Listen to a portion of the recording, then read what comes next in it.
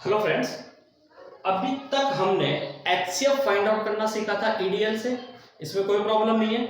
अब इसमें कुछ अलग टाइप के क्वेश्चन भी आते हैं, वो भी ईडीएल से रिलेटेड होता है। अब हमको उन क्वेश्चंस को समझना है कि वो क्वेश्चंस कैसे सॉल्व होते हैं। उसके लिए आपको पहले बहुत सारी चीजें जो है वो अपने दिमाग में बिठानी पड़ेंगी, बहुत सारे कॉन्सेप्ट्स को आपको समझना पड़ेगा, तो बहुत ही आसान हो जाएंगे वो क्वेश्चन। अदरवाइज क्या होता है, उन क्वेश्चंस को रटना हो जाता है, तो हमको रटना तो है ही नहीं।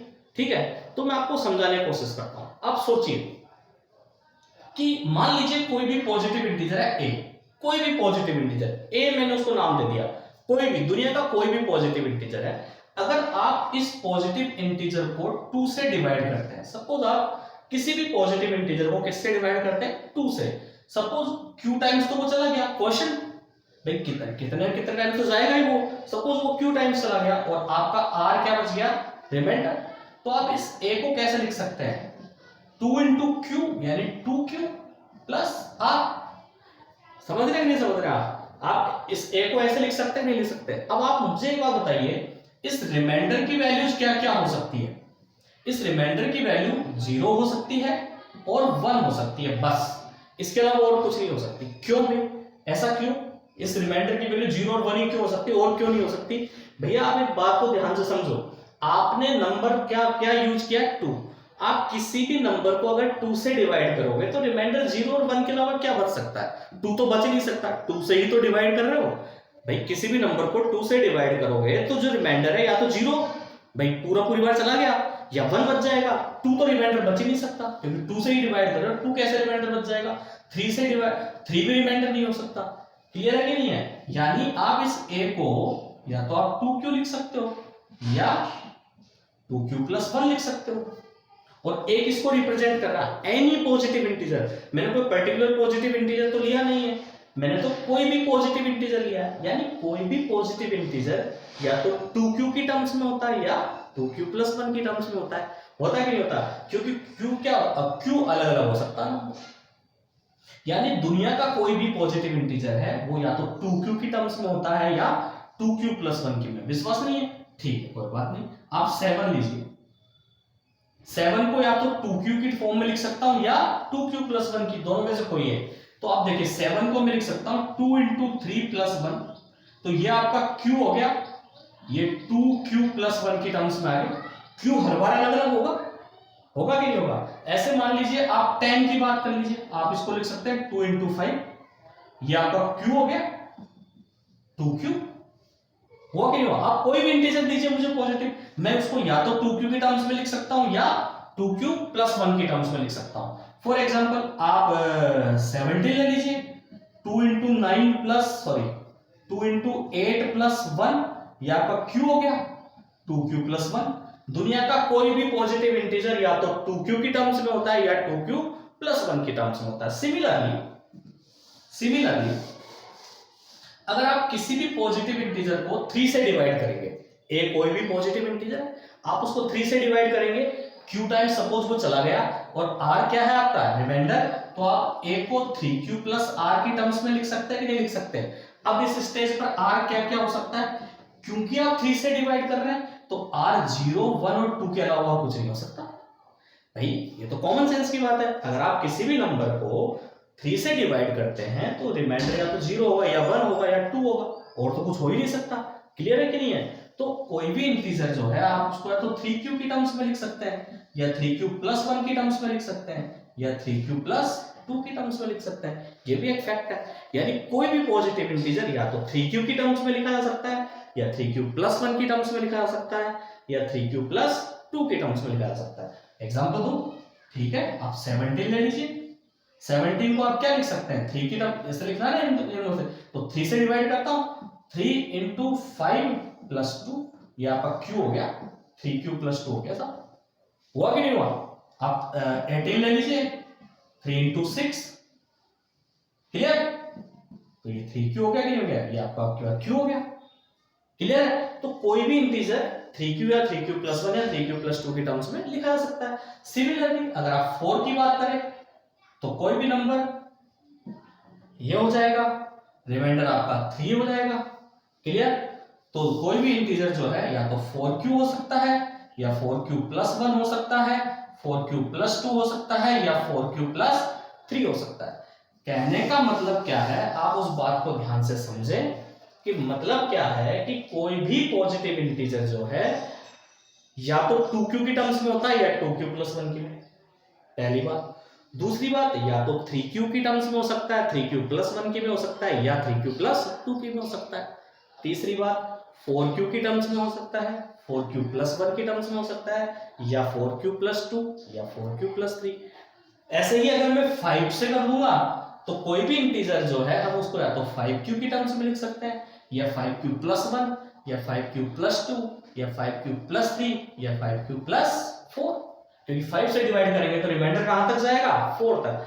तो कहने का मतलब ये है कि कोई भी पॉजिटिव इंटीजर, अब आपको ये बातें याद रखनी है क्योंकि ये क्वेश्चंस को सॉल्व करने में आपके काम आएंगी। कई क्वेश्चंस तो इनके ऊपर ही आएंगे डायरेक्टली। क्लियर?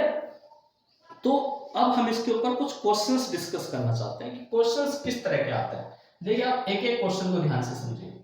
पहला क्वेश्चन है, prove that any positive integer is of the form 3q और 3q+1 और 3q+। अब ये बात आप पहले से जानते तो आप इसको प्रूव भी आसानी से कर पाएंगे, अदरवाइज आपको रटना पड़ता। आप कोई भी क्वेश्चन बन सकता है इसके ऊपर इस तरह का। क्लियर? और भी अच्छे लेवल के बनेंगे। अभी देखते हैं क्या है, क्या प्रूव करवाना चाहता है कि कोई भी पॉजिटिव इंटीजर या तो इस फॉर्म का होता है या इसका होता है या इसका होता है। अभी मैंने आपको समझाया कैसे होता है। अब इसको लिखना कैसे है, देखो ये कह रहा है कोई भी पॉजिटिव इंटीजर, तो मैं मान लेता हूं लेट, अब मैं हर एक इंटीजर को तो चेक नहीं कर सकता, इसलिए मैंने ए मान लिया एक इंटीजर। ए हर एक इंटीजर को रिप्रेजेंट करता है। आप जो भी चीज ए के बारे में प्रूव करेंगे वो हर इंटीजर के बारे में प्रूव हो जाएगी, क्योंकि मैंने कोई एग्जांपल तो लिया नहीं है, कोई 1 2 3 4 5 ऐसे कोई पर्टिकुलर एग्जांपल तो लिया नहीं है। Let a is any positive integer, हो गया साहब।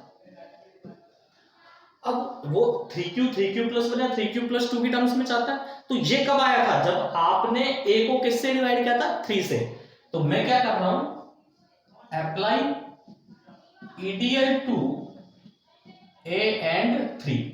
आपको 3 और a पर क्या अप्लाई करना है, ईडीएल अप्लाई करना। तो कैसे अप्लाई होगा भाई, ये रहा, q टाइम्स ये चला गया, r इसका रिमाइंडर बच गया। तो a इक्वल्स टू क्या लिख सकते हैं, 3q+r। और बताइए r की वैल्यू क्या क्या हो सकती है, क्योंकि आप 3 से डिवाइड कर रहे हैं इसलिए r की वैल्यू 0 1 या 2 हो सकती है। इसलिए a बराबर 3q+1 या 3q+2 हो सकता है। तो क्लियरली जो भी आप प्रूव करना चाहते हैं वो लाइन आप एज इट इज लिख दीजिए, एनी पॉजिटिव इंटीजर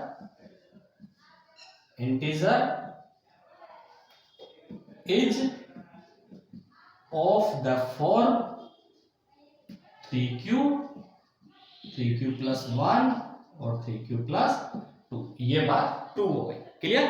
आपको ये बात याद भी रखनी है भाई कि कोई भी, आप ध्यान से समझिए, कोई भी इंटीजर हो, सपोज आप कोई भी इंटीजर हो, आप सपोज उसको 5 से डिवाइड करेंगे, किसी भी इंटीजर को आप 5 से डिवाइड करेंगे, q कुछ क्वोशिएंट आएगा, r कुछ रिमाइंडर आएगा, होगा कि नहीं होगा। तो a बराबर आप 5q+r लिख सकते हैं और r की वैल्यू क्या हो जाएगी, 0 1 2 3 4। तो कोई भी integer 5q 5q+1 5q+2 5q+3 या 5q+4 टाइप का हो सकता है। तो ऐसे कई सारे क्वेश्चंस इस पर बन सकते हैं, हर किसी का प्रूफ इस तरीके का होगा।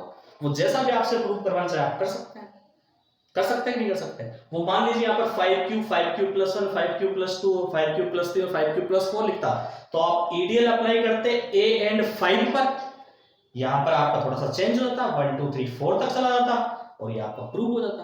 तो इस तरह का हर क्वेश्चन आप प्रूव कर सकते हैं। क्लियर? जैसे मैं आपको एक और एग्जांपल देता हूं, एक और क्वेश्चन ले लेते हैं। Prove that any positive integer is of the form 4q+1 और, अब बताइए क्या आप इसको प्रूव नहीं कर सकते? बिल्कुल एज इट इज होगा। कैसे? Let a is any positive integer, क्योंकि किसी भी पॉजिटिव इंटीजर को प्रूव करवा रहा है, तो मैंने a कोई भी पॉजिटिव इंटीजर मान लिया। अब मैं अप्लाई करूंगा ईडीएल a और 4 पर। क्यों? क्योंकि मुझे पहले से पता है। अगर आपको बात समझ में आ गई तो आप अपने आप समझ जाएंगे कि इस पर और इस पर अप्लाई करनी है, अदरवाइज आप रटते रहते हैं इस बात को। समझ रहे हो नहीं समझ रहे हो? आप करिए 4 से डिवाइड, ये लीजिए, ये आपका 4q हो जाएगा, यहां पर ये हो जाएगा, तो 4q प्लस 0 मतलब 4q प्लस 1 प्लस 2 प्लस 3, आपका अपने आप प्रूव हो गया ये जो भी आप प्रूव करना चाहते हैं।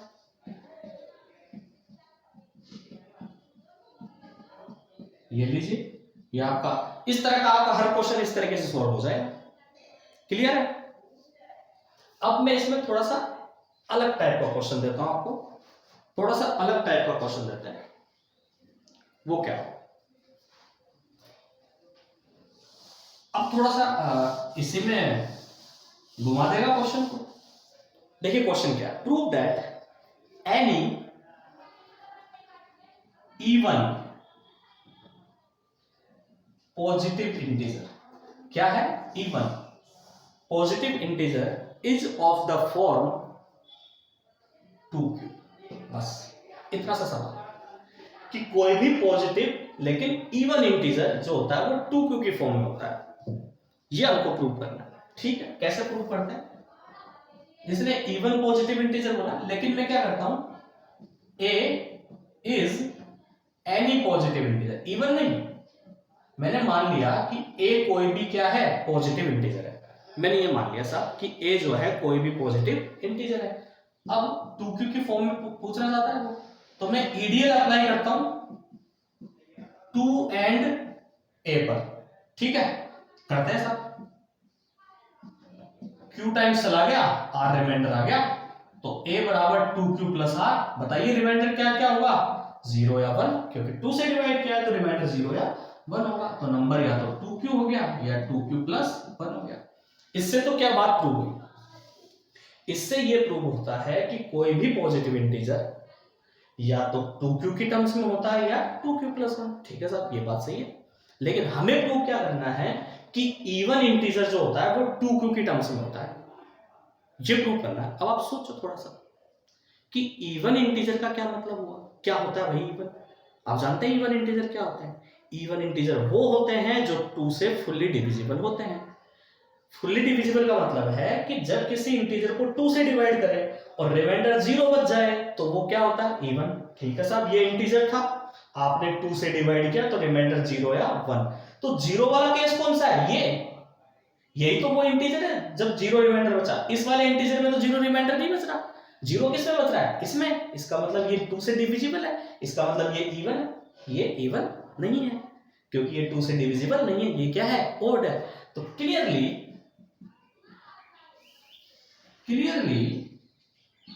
2q is even integer. 2q क्यों इवन इंटीजर है? क्योंकि जब मैंने a को 2 से डिवाइड किया तो रिमाइंडर अगर 0 होता है तो a की वैल्यू कितनी होती है, 2q। यानी a कब है 2q, जब उसका रिमाइंडर 0 है, और जब रिमाइंडर 0 है तो वो क्या है, इवन नंबर। तो इससे ये बात प्रूव हो जाती है, इससे ये बात प्रूव हो जाती है कि any positive even integer is of the form 2q। Clear? एक और देखते हैं ऐसा ही, यही क्वेश्चन है, any positive even integer is of the form 4q और 4q प्लस 2। क्या प्रूव करवाना चाहता है ये आपसे, क्या प्रूव करवाना चाहता है वो आप देखिए। ये कह रहा है कि ठीक, अब तो 2q बना तो इसने प्रूव करवा लिया। बाकी ये कह रहा है कि अगर कोई भी इवन पॉजिटिव इंटीजर है तो वो या तो 4q की टर्म्स में होता है या 4q प्लस 2 की में। कर देते हैं इसको भी। मैंने वही बात, a कोई भी पॉजिटिव इंटीजर ले लिया, इवन नहीं ले रहा हूं, पॉजिटिव इंटीजर ले रहा हूं। अब मैं ईडीएल अप्लाई करूंगा a एंड 4 पर। 4 पर क्यों कर रहा हूं? क्योंकि ये नंबर्स 4 पर मिल सकते हैं, जब 4 पर अप्लाई करूंगा तब। ठीक है, अप्लाई किया सब। a को जब मैंने 4 से डिवाइड किया तो a की वैल्यू यही आई, 4q प्लस r, और r हो सकता है आपका 0 1 2 3। क्लियर? तो a बराबर क्या हो गया साहब, या तो 4q होगा, या 4q प्लस 1 होगा, या 4q प्लस 2 होगा, या 4q प्लस 3, यानी कोई भी पॉजिटिव इंटीजर, चाहे वो इवन हो या ऑड हो, वो या तो ये हो सकता है। अब इनमें से इवन कौन कौन से हैं? इवन है ये और ये। क्यों? अगर आपने किसी नंबर को 4 से डिवाइड किया और 0 रिमाइंडर बच गया तो यही तो हुआ, और 4 से डिवाइड करने पर 2 रिमाइंडर बच गया तो ये है। अगर आप किसी को 4 से डिवाइड करते हैं और 1 रिमाइंडर बच जाता है तो वो तो ऑड होगा, इवन तो हो ही नहीं सकता भाई, 4 भी तो एक इवन नंबर है। आपने 4 से डिवाइड किया और 1 रिमाइंडर बच गया तो फिर तो वो तो ऑड ही हुआ ना, ये ऑड है, ये भी ऑड है, ये दोनों इवन हो गए। क्लियर? तो clearly any positive even integer is of the form 4q, और देखिए ये इवन इंटीजर है, समझ गए कि नहीं समझ गए भाई? किसी को 4 से डिवाइड कर दो, 4 भी एक इवन नंबर है, तो रिमाइंडर 0 बच गया, मतलब 4 से डिविजिबल है वो, 4 से डिविजिबल है तो 2 से भी होगा, होगा कि नहीं होगा? 2 से भी होगा, और 2 से भी होगा, इसका मतलब क्या है? वो इवन है। ऐसे ही 4q प्लस 2 है, यानी 4 से डिवाइड करने पर 2 रिमाइंडर बच गया, तो 2 रिमाइंडर बचा है, नहीं इवन नंबर ही तो बच रहा है रिमाइंडर। अगर इवन ही रिमाइंडर बच रहा है तो वो 2 से डिविजिबल 100% होगा। तो ये दोनों इवन है और ये दोनों ऑड है, क्योंकि इनमें ऑड रिमाइंडर बच रहा है इसलिए। क्लियर है? तो इस तरीके से हम इन सवालों को सोल्व कर सकते हैं। क्लियर है? और भी बन सकते हैं, कई सारे क्वेश्चंस बन सकते हैं ऐसे। तो इस तरह के क्वेश्चंस को ऐसे करते हैं। अब एक स्टेप आगे बढ़ते हैं, अगला क्वेश्चन क्या है उस पर अपन आते हैं। Prove that any odd positive integer is of the form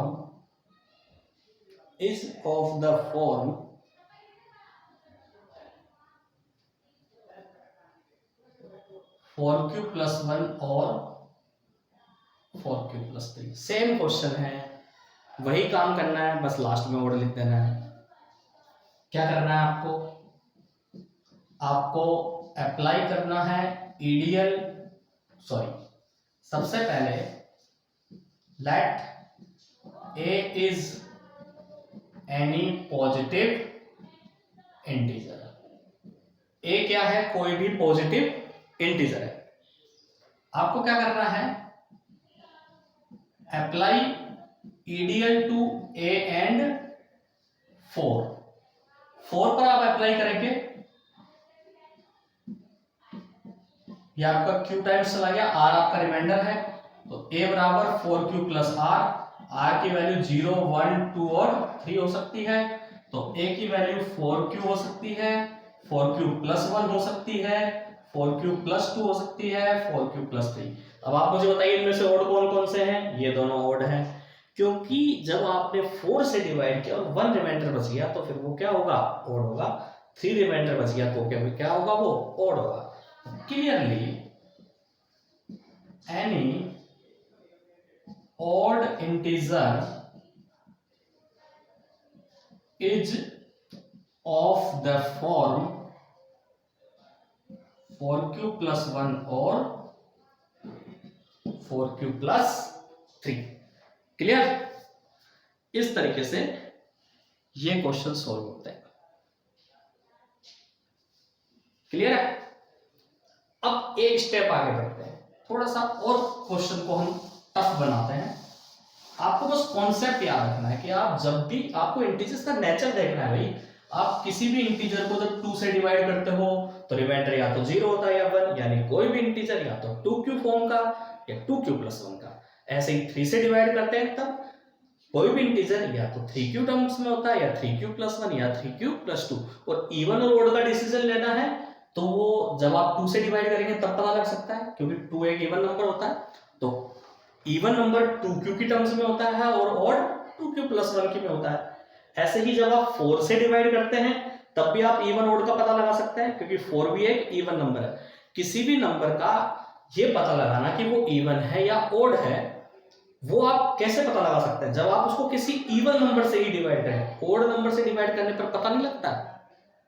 आप 2 से डिवाइड करेंगे, वैसे तो 2 से ही पता लगाते हैं, पर 4 या 6 से भी लगा सकते हैं। जैसे मान लीजिए आपने किसी नंबर को 6 से डिवाइड किया, सपोज ये कोई भी इंटीजर आपने 6 से डिवाइड किया, q टाइम्स चला गया, r रिमाइंडर बच गया, तो आपका जो a है वो 6q plus 1, 6q plus 2, 6q plus 3, 6q plus 4, 6q plus 5 की टर्म्स में हो सकता है। अब आपने किसी भी नंबर को 6 से डिवाइड किया है, क्योंकि 6 एक इवन नंबर है, तो आप डिसाइड कर सकते हैं कि इनमें से ओड कौन कौन सा और इवन कौन कौन सा। देखिए इवन कौन कौन सा, एक तो 6q इवन है क्योंकि रिमाइंडर 0 है, रिमाइंडर 2 है तब इवन है, रिमाइंडर 4 है तब भी इवन है।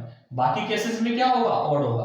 यानी जब आप ओड इवन नंबर से डिवाइड करते हैं, इवन नंबर से डिवाइड करते हैं किसी भी नंबर को, तभी आप ये पता लगा सकते हैं कि वो इवन है या ओड, अदरवाइज आप पता नहीं लगा सकते। आप 3 से डिवाइड करके किसी भी नंबर को ये पता नहीं लगा सकते कि वो इवन है या ओड है।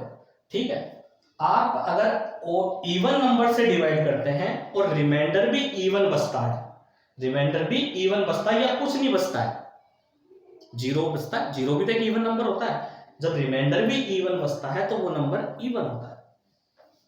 अब आप एक स्टेप आगे बढ़ते हैं कि क्वेश्चन क्या है। Prove that square of any positive integer is of the form 3m और 3m plus 1। अब ये थोड़ा सा टफ क्वेश्चन है। क्वेश्चन क्या है? प्रूव करना है कि किसी भी पॉजिटिव इंटीजर का स्क्वायर, किसी भी पॉजिटिव इंटीजर का जब हम स्क्वायर करते हैं तो वो स्क्वायर या तो इस टर्म्स में आएगा या 3m प्लस 1 की टर्म में आएगा। अब इसको कैसे प्रूव करना है, इसलिए आपको दिमाग लगाना पड़ेगा। आप अपने कॉन्सेप्ट्स को याद कीजिए। आपको क्या करना है, कोई भी इंटीजर लेना और उसका स्क्वायर करना है। आप सोचिए कोई भी इंटीजर a है, let a is any positive integer. अब हम बहुत सारी बातें जानते हैं, अब उनमें से कौन सी बात इस पर अप्लाई करनी है वो सोचना है हमको। हमें इस a का स्क्वायर करना है। अब सुनो, कोई भी इंटीजर जो होता है a, वो या तो 2q की टर्म्स में होता है या 2q प्लस 1 की में होता है, या 3q में होता है, 3q प्लस 1 में होता है, या 3q प्लस 2 में होता है, या 4q में होता है, 4q प्लस 1 में होता है, 4q प्लस 2 में होता है, या 5q की टर्म्स में होता है, 5q प्लस 1 की में होता है, 5q प्लस 2 में होता है, या 5q प्लस 3 में होता है, या 5q प्लस 4, ऐसा होता है। यानी कोई भी इंटीजर या तो इसमें होता है, या इनकी फॉर्म में होता है, या इनकी में होता है, या इनकी में होता है। अब मुझे क्या प्रूव करना है कि इनका स्क्वायर वो या तो ऐसा होता है या ऐसा होता है। तो मैं स्क्वायर किसका करूं? इनमें से मुझे कोई एक काम में लेना है, या तो नंबर्स को ये लेने हैं, या फिर ये नंबर्स लेने हैं, या ये लेने हैं, या ये लेने हैं। प्रूव क्या करना है? 3m या 3m प्लस 1। आप सोचिए अगर मैं इनका स्क्वायर, क्योंकि स्क्वायर तो करना पड़ेगा, अगर ये लेता हूं तो इनका स्क्वायर करना पड़ेगा, और प्रूव करना है कि इनका स्क्वायर इनकी टर्म्स में होता है। अब आप अगर इनका स्क्वायर करोगे तो 3 तो आ ही नहीं सकता ना, तो ये तो आंसर आएगा ही नहीं, यानी इसको कैंसिल कर दो। आप इनका स्क्वायर अगर करोगे तो वो या ऐसे या ऐसे बन सकते हैं, बन सकते कि नहीं बन सकते, इसलिए मैं इनको लूंगा। आप इनमें से कोई भी यूज कर सकते हैं, क्योंकि बोलता है एनी पॉजिटिव इंटीजर, तो पॉजिटिव इंटीजर या तो ऐसे होते हैं, या ऐसे होते हैं, या ऐसे होते हैं, या ऐसे, और भी बहुत सारे हैं। आपको किसी एक तरह के इंटीजर इनमें से लेने हैं और उनका स्क्वायर करना और उनको ऐसे प्रूव करना है। तो आप कौन से वाले लोगे? आप ये वाले लो, क्योंकि इनके स्क्वायर इनके जैसे आ सकते हैं। बाकी 2q का स्क्वायर, वो ऊपर वाले थे उनका स्क्वायर तो आ नहीं सकता, इनका स्क्वायर करोगे तो वो भी इनके जैसे नहीं आ सकते। इसलिए हमको यहाँ पर ये देखना पड़ेगा कि हमें कौन से वाले लेने हैं। तो अब उस बात को हम डायरेक्टली यूज करेंगे। क्या यूज करेंगे हम? देखिए हम क्या यूज करेंगे, वी नो दैट, क्योंकि हम इस बात को क्या जानते हैं, we know that any positive integer is of the form 3q plus 1 और 3q plus ये हम जानते हैं ना। अब हम क्या करेंगे, एक एक करके इन सब का स्क्वायर करेंगे। 3q का स्क्वायर किया 9q स्क्वायर, क्या आएगा 9q स्क्वायर। क्लियर। अब आपको तो या तो 3m लाना है या 3m+1 लाना। आप देखिए इसमें से 3 बाहर निकालिए तो अंदर क्या बचेगा ब्रैकेट में, इसको ऐसे लिख सकता हूं, इसको आप m नाम दे दीजिए, m। ये कोई भी इंटीजर ही तो है तो उसको मैंने क्या नाम दे दिया, m। m is any integer, भाई ये भी तो एक इंटीजर ही है तो मैंने उसको इंटीजर नाम दे दिया। अब आप आइए 3q+1, सब इसका भी स्क्वायर करके देखते हैं।